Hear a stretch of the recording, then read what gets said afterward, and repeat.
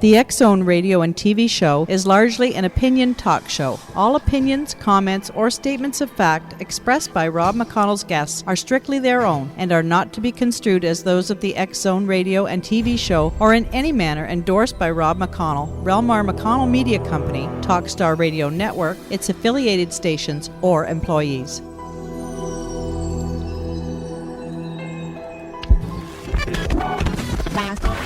All Hit Radio.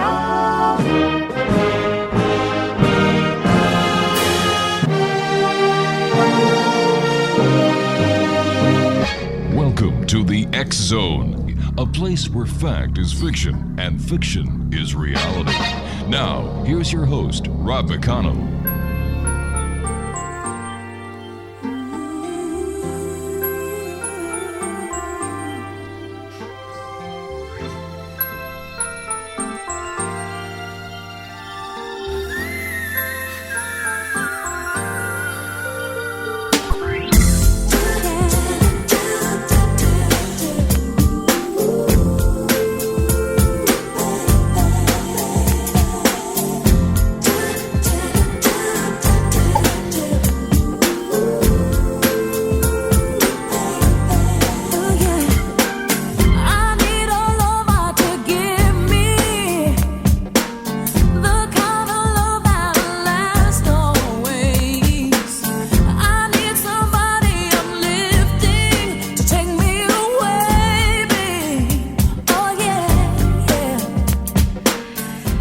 And welcome back to the X Zone, everyone. My name is Rob McConnell, coming to you from the earthquake-shaken city of Hamilton, Ontario, here in Canada.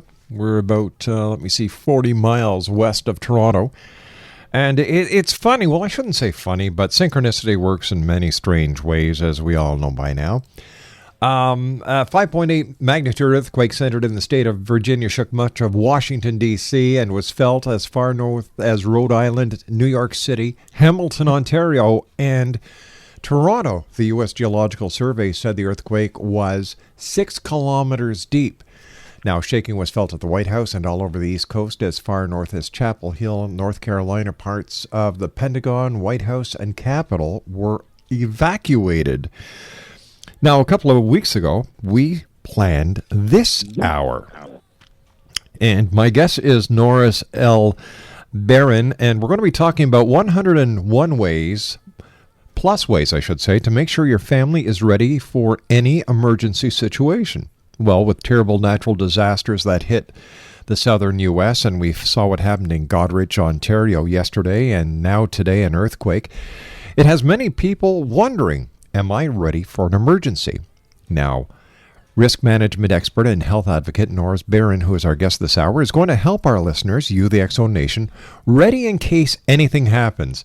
And he's going to tell us how to truly take charge of their health and well-being. Now, Norris is an expert who will guide our listeners, you, the X-Zone Nation, through preparing yourselves for an emergency, including ways to safeguard your own health during non-emergencies so that you can be ready if the disaster does hit. And Norris, first of all, welcome to the X-Zone. Great having you with us. And this is synchronicity at its best. You know, here we have an earthquake about 45 minutes ago, and bang, here you are today. Yeah, it was a quiet news day for a while. Well, it certainly is a welcome change. Now, I don't know if I should say that or not, but I just did. A welcome change from watching all the news on Syria. Like, to be honest with you, I was kind of getting a little sick of it. And Lebanon, so here we are facing an earthquake. And, you wouldn't think that 5.9 is that serious, but in the realm of earthquakes and the Richter scale, how dangerous is a 5.9 earthquake? Well, first of all, it depends on where it occurs. If it occurs on the West Coast, for example, where buildings are built a heck of a lot better, it probably may not be anywhere near as serious. But when you're talking about the East Coast, where hurricanes, I don't remember the last time a hurricane hit the East Coast, but nonetheless, the level of preparation on the East Coast, both mentally and physically, is just a heck of a lot less. People just don't realize that it could happen, especially in New York City or in Virginia or even the Washington D.C. area. So we're just not prepared for it intellectually or mentally or emotionally, let alone perhaps even physically.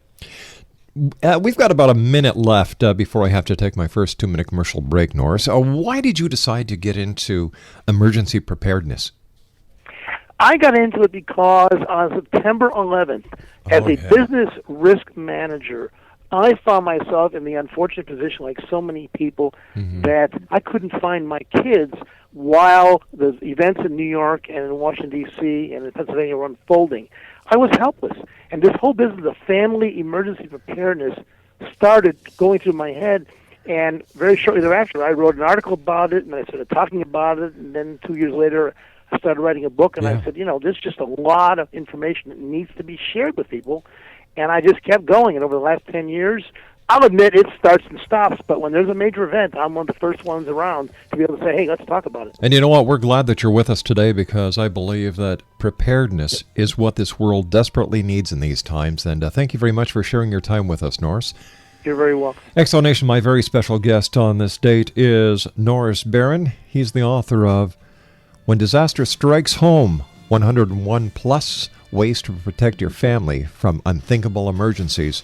And his website is www.norrisspeaks.com. And we'll be back on the other side of this break in 2 minutes. Don't go away.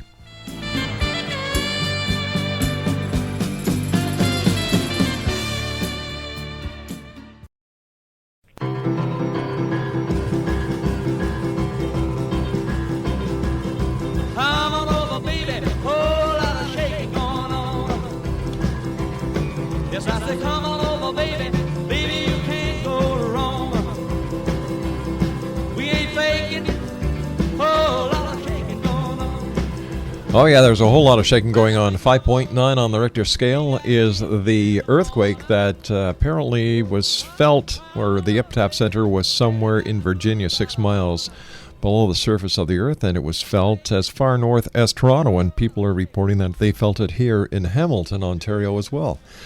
Our guest this hour is Norris Beren, and he's the author of When Disaster Strikes Home, 100 Plus Ways to Protect Your Family from Unthinkable Emergencies. His website is www.norrisspeaks.com. Norris, in your opinion, what are the 3 most important questions to ask before any emergency? Actually, there's more than 3, but let's just talk about just the 3 that are probably the most important. First of all, talk about what we should do.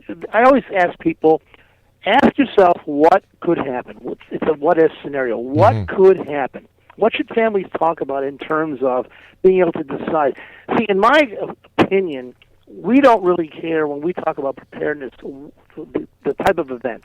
For the most part, what we care about is how we're going to respond, and to a large extent, whether it's a windstorm, whether it's tornado, whether it's earthquake, hurricane, the response is the same. So I think the very first thing that a family needs to talk about, or even a business, is what could happen.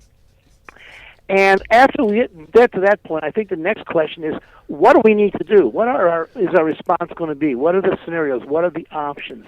What actions are we going to take?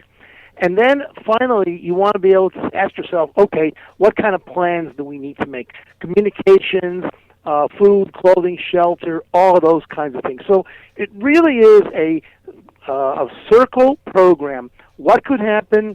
What should we do? And what kind of plans should we make?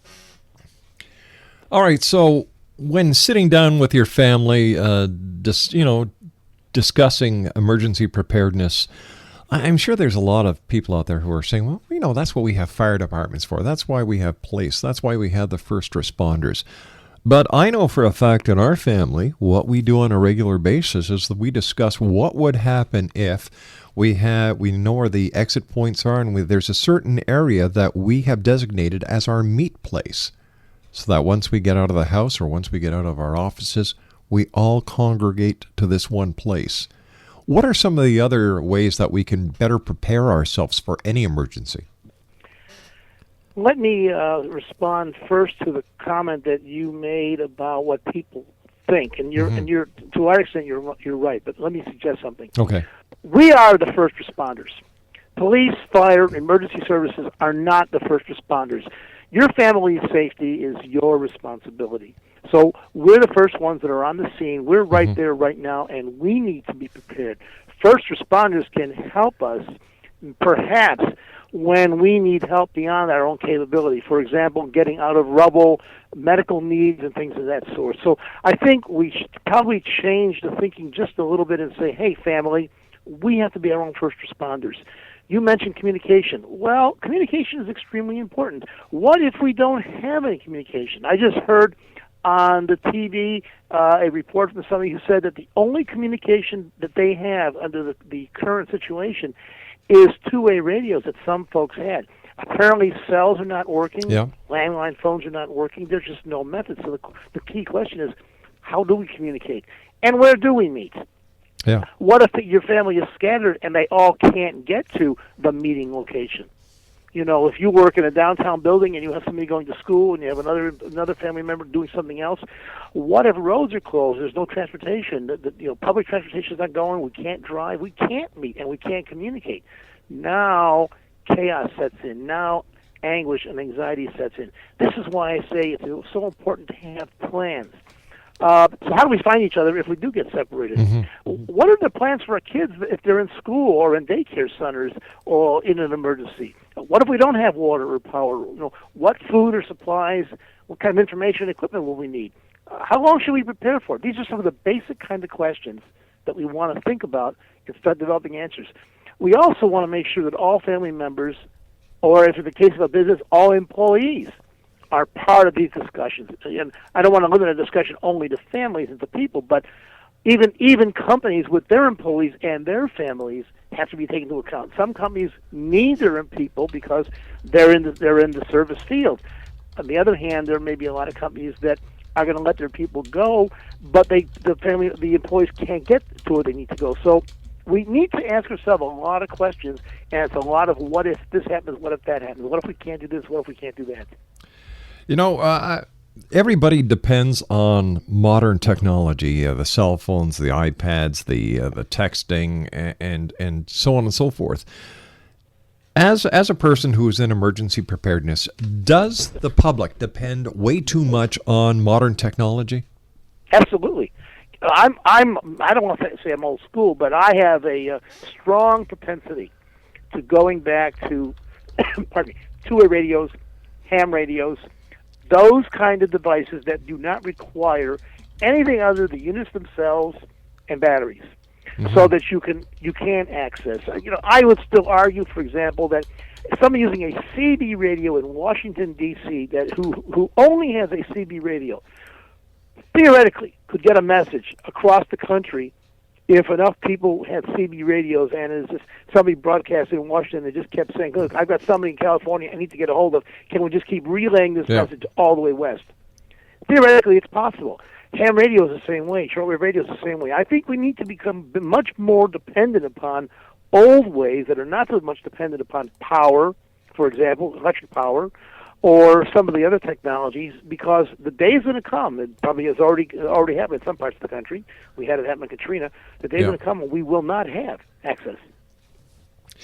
I'm just getting some more of the news feed on the 5.9 earthquake, and we're now told that the Amtrak corridor between New York and Washington has been disrupted by the earthquake, and that there is concern with the nuclear facilities that are in the immediate area of the center of the earthquake.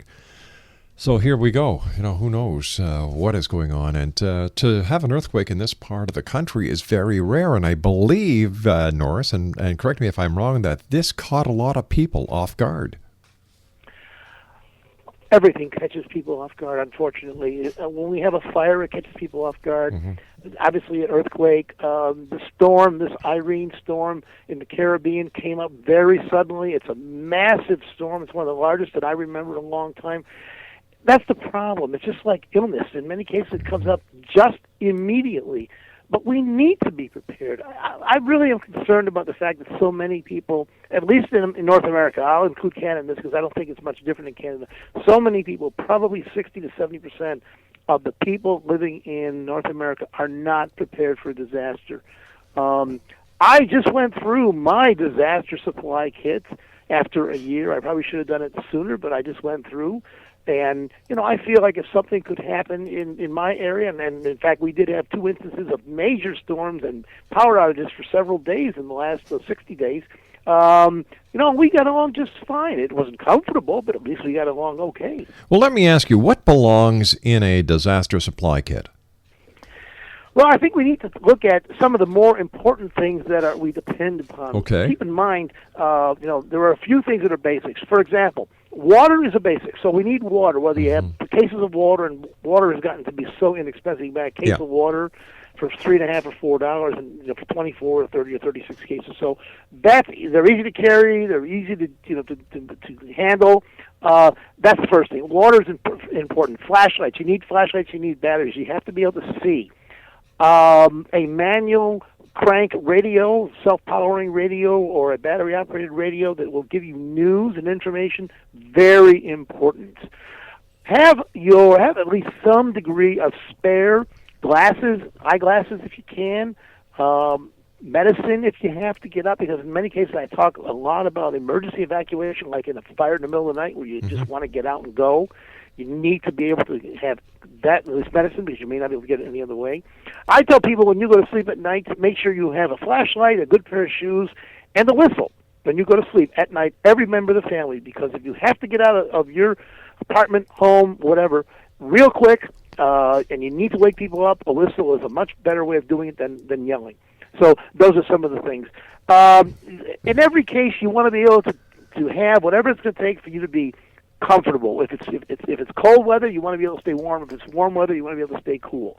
So it's a question of what is your comfort level. What are the things you need to be comfortable and to take care of yourself and to be able to see and get information and those sorts of things. Those are the very, very basics.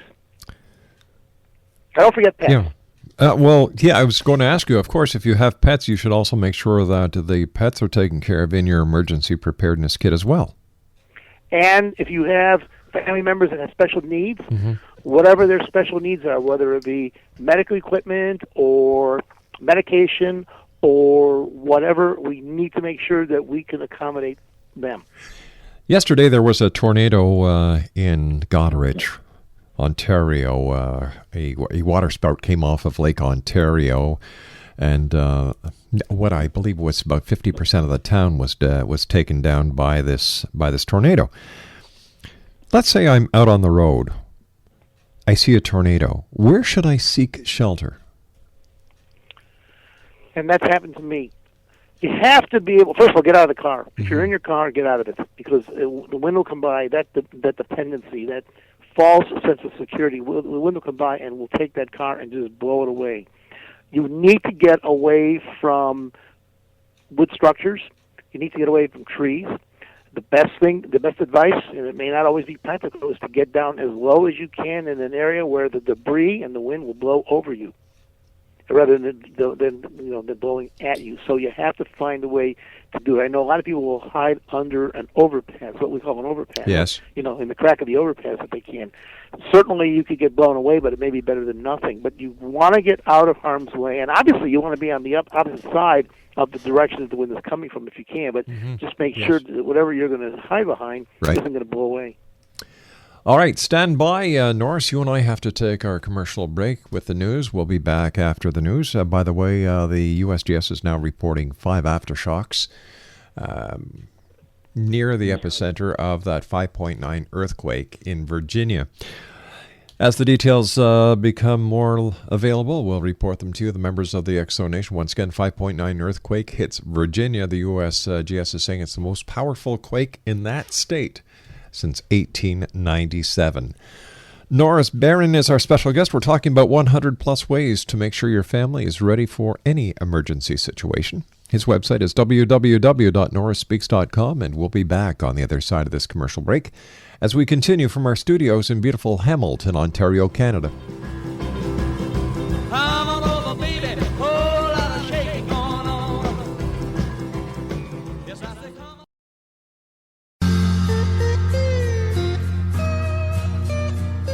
You're listening to the X Zone Radio Show, live and around the world on the Talkstar Radio Network. X-Zone Broadcast Network, UK High Definition Radio, Euro High Definition Radio, and Star Cable. Our toll-free telephone number worldwide is 1-800-610-7035. Our email address, xzone@xzoneradiotv.com. On MSN Messenger, xzoneradiotv@hotmail.com. And our website, www.xzoneradiotv.com.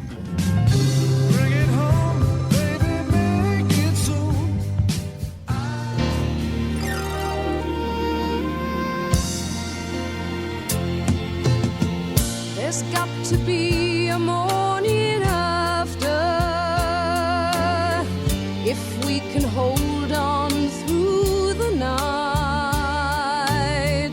We have a chance to find the sunshine. Let's keep on looking for the light. Oh, can't you see the morning after? It's waiting right outside the storm. Why don't we cross the bridge together and find the place that's safe and warm? And welcome back to the X-Zone, everyone. Our guest this hour is Norris Beren. He's a seasoned interviewee on emergency preparedness for families and business. He is a contributor for ABC, NBC, CBS, and the cable news channels. He's the author of When Disaster Strikes Home, 100 Plus Ways to Protect Your Families from Unthinkable Emergencies. And he has more than 35 years' experience as a business owner, speaker, trainer, and risk manager. His new book, Prostate Cancer, Hope is Not a Strategy, Tips from a Survivor, tells the story of his ordeal. While not a medical doctor, his commitment now is to spreading awareness about prostate cancer and encouraging men and the women in their lives to become prepared should they have a health issue and health crisis. Now, we were going to talk to Norris about prostate cancer today, but because of the emergency that a lot of people in the U.S. are facing with this 5.9 earthquake that is centered in Virginia, we decided that we're going to get Norris to come back another day and we'll discuss with him his new book. But Norris, we've talked about the disaster supply kit. We talked about the 6 simple steps to creating a family or business disaster plan. We talked about what people should do if they happen to get caught in a tornado. But let's say the person is in their home and the skies get black. They see the funnel cloud. What should they do? They haven't got time to get to a shelter. What should they do? And I live in a ranch house, a frame ranch house, and I have no big buildings around me, and I have no brick buildings, and I have no place to hide or to run. Mm-hmm. So I'm in exactly the spot that you're describing. And if a big storm were coming in the middle of the night, I wouldn't know it. And that's a big problem. That's something that I'm really concerned about.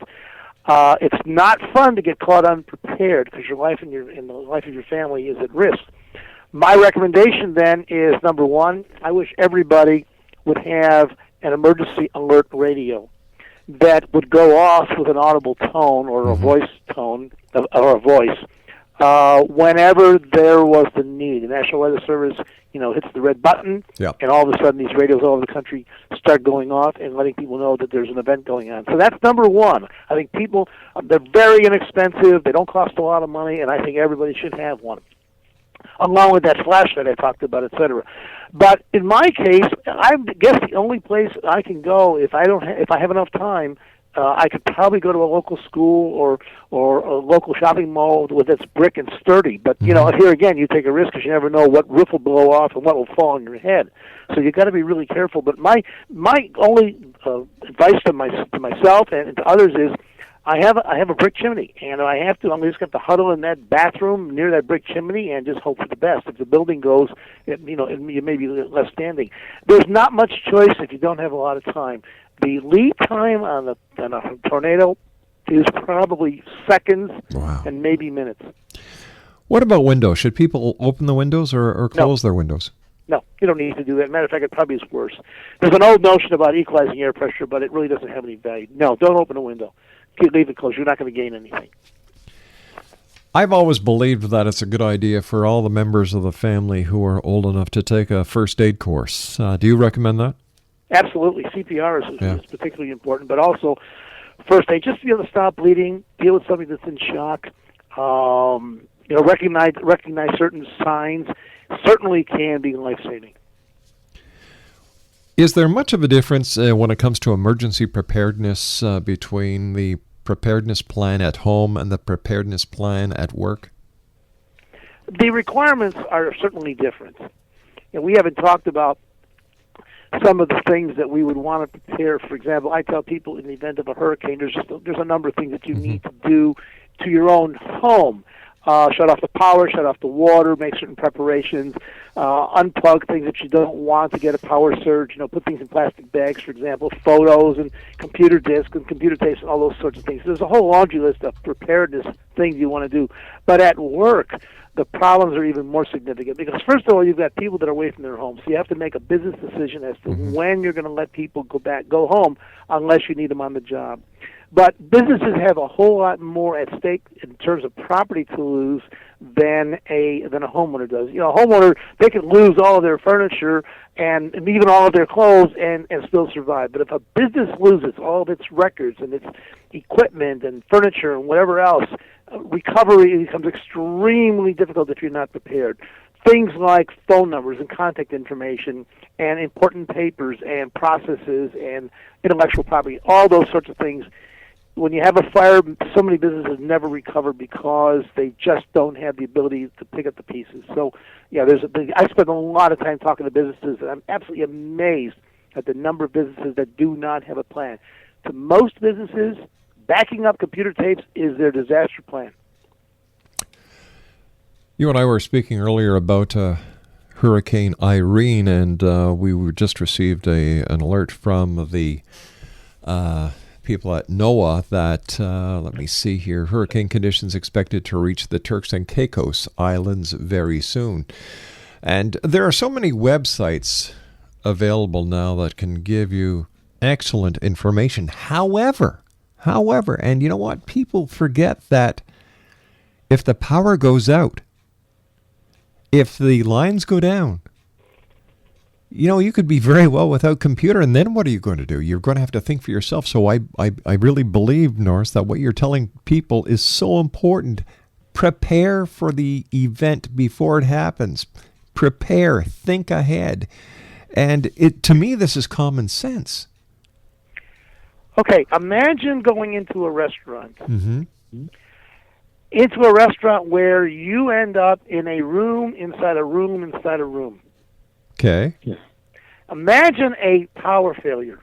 I'm talking about a 100% power failure. Right. So that even the emergency lights don't work. Imagine the panic when you hear whatever is going on outside beginning to become full impact, full force. Imagine the panic you're going to face. Now imagine the same scenario when you're home and you have zero power. Or imagine the panic when a building starts burning and you have zero power and you cannot get out.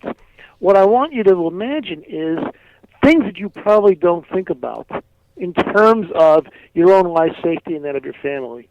I've been in a building and I've been in restaurants where the power has failed to the point where you could not get out. If you didn't have a little flashlight on your keychain, you could not get out. You could not find your way out, let alone in smoke.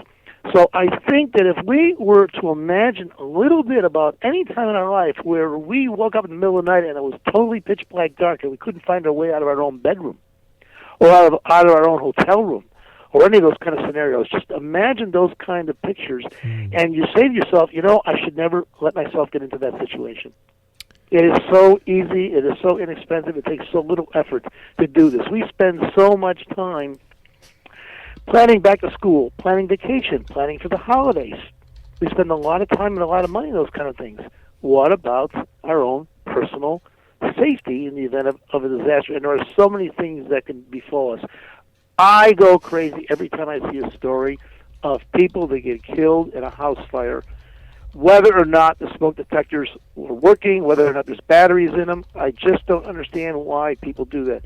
I also don't understand why people have to go in to save people once they get out. There's an old expression, once out, stay out. Many people go back in and never make it out a second time. When you have pets, when you have children, you have to have a plan. Tell me, what did we learn from Katrina, and what have we learned from that fateful day of September 11, 2001? I don't want to split hairs, but I have learned over the last 10 years the difference between lessons learned and lessons used. There is a big difference. There are a lot of lessons we've learned from Katrina. The question is, what are we doing about them? And I see in many cases the same things happening again and again and again.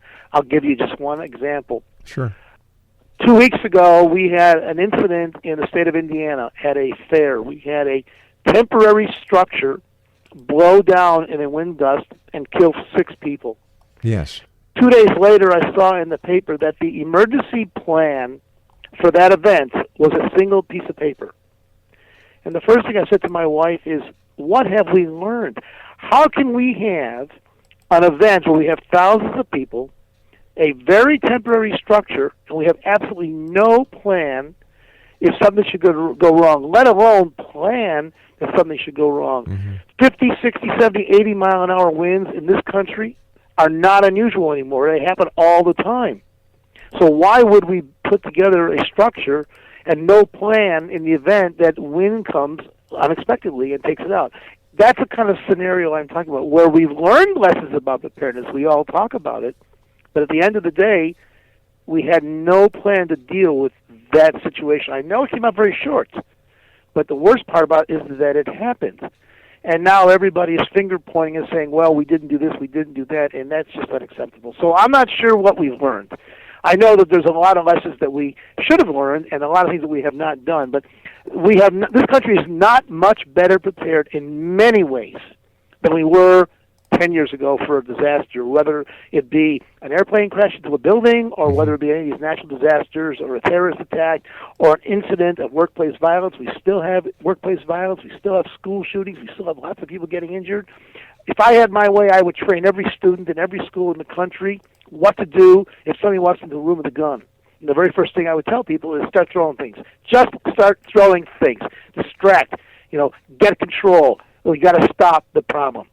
I know it sounds easy to say that, but all I'm trying to do is focus on the fact that I think we should do more. Let me get on my soapbox. Let me ask you this, and you've got your finger on the pulse of the emergency preparedness scenario in the United States. Is the United States and Homeland Security ready to handle another terrorist attack like September 11? I think it's a mixed bag answer. I think yes and no.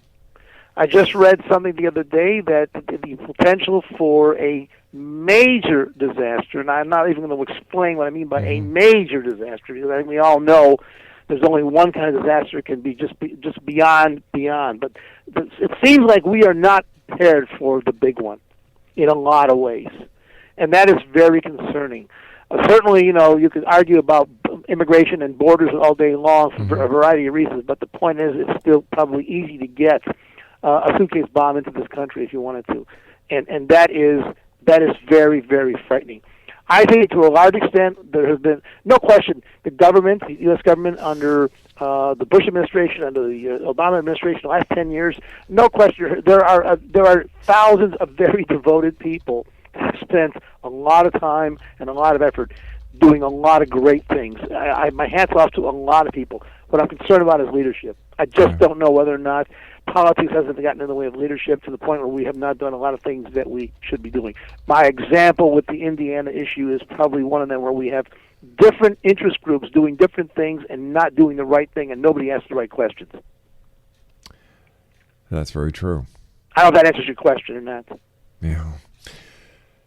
If you were in charge of Homeland Security and Emergency Preparedness, or FEMA, what would your first duty be?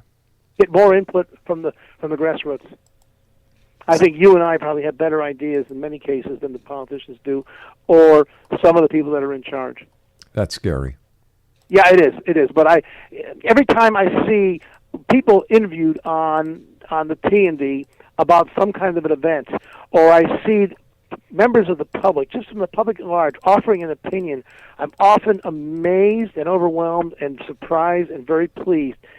We have some great thinkers in this country that are not in positions of power or authority. They're just folks like you and I. We do what we do, but they have some great ideas, and I think we need a lot more down-home, grassroots thinking. There's an old expression: if you really want to know what's going on in your company, ask the people that work there, not the front office. And that, it's, once again, comes down to common sense. Yes. Well, yes, we need more common sense. Mind you, after watching the debt ceiling debates, I think that we still have a long way to go. That's a good example of where everybody's getting in the way of everybody else's underwear, and I just don't understand that. So the answer to your question, I think, is that I would like to see more and more and more down-home folks that are in the trenches to be able to offer up suggestions. But there's been a lot of resistance. I know when the oil crisis in the Gulf occurred last year, there were thousands of people that offered suggestions. I'm not sure that there was any capability of even beginning to handle a lot of them, but there were some really great ideas, and they were rejected, and these people were just not involved, and that really was concerning to a lot of people that saw that. Norris, stand by. You and I have to take our final break. Please stand by. X Zone Nation, our very special guest this hour, Norris Beren, and his website is www.norrisspeaks.com. I'll be back on the other side as we continue here in the X Zone with yours truly, Rob McConnell, and my special guest this hour, Norris Beren.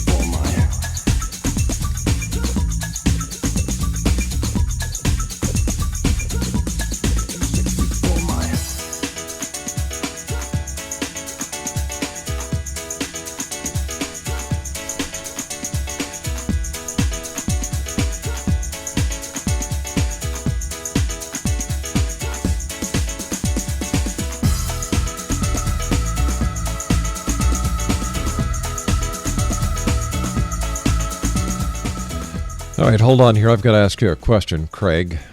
You've played a whole lot of shaking going on, Jerry Lee Lewis, The Morning After by Maureen McGovern, and now Right Said Fred's I'm Too Sexy. What do they all have in common? They're all disasters. Thank you. We're talking about 100 plus ways to make sure your family is ready for any emergency situation. My very special guest this hour is Norris Beren. He is the author of a book that I believe everyone should have in their home and read together and plan. Plan for emergencies. Don't wait till they happen and say, what do we do now? Planning is the key, Exonation. The name of Norris's book is When Disaster Strikes Home, 100 Plus Ways to Protect Your Family from Unthinkable Emergencies. Once again, his website is www.norrisspeaks.com. That's norrisspeaks.com. And Norris, thank you very much for joining us. It's been a great pleasure having you here with us. What are your final thoughts that you'd like to leave with the Exonation tonight? As I mentioned earlier, I think if you could try and at least avoid getting caught unprepared, that's a good thing. Education is probably the right answer. I saw a comment today in the media from the I think he's the director of the Emergency Management Division of the state of South Carolina, and the article was talking about the storm Irene that was heading toward the U.S., and he said that while we have had 3 years of no storms, haven't had any major storms in South Carolina in 7 years, he said, quote, I'm not worried about complacency. That is a big problem for most folks, is they just don't think about the possibility something happening to them. And as I said a few minutes ago, just ask yourself what you would do if you were in a situation, or remember when you were in a situation where you needed help, you didn't have water, you didn't have food, you didn't have power, or what would you do, especially with pets, people in need, children. Ask yourself, is it worth it? Or is it worth just sitting down with a pad of paper and trying to make some notes and ask yourself some basic questions? What could happen? How will we communicate?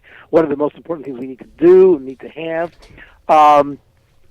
I created a safety map, a one-page color safety map, which summarizes most of what we talked about today. And for anybody who wants to send me an email, I'd be glad to just send it to them. It's the place to start. The books are important, but the safety map will be the place to start. As I said, Norris, it's been great having you with us. I wish you continued success, and thank you very much for all the wonderful work that you do in helping each and every one of us be prepared for an emergency situation. And thanks for having me. Look forward to talking to you the next time when we're going to be talking to you about your new book, Prostate Cancer. Hope It's Not a Strategy. Tips from a Survivor.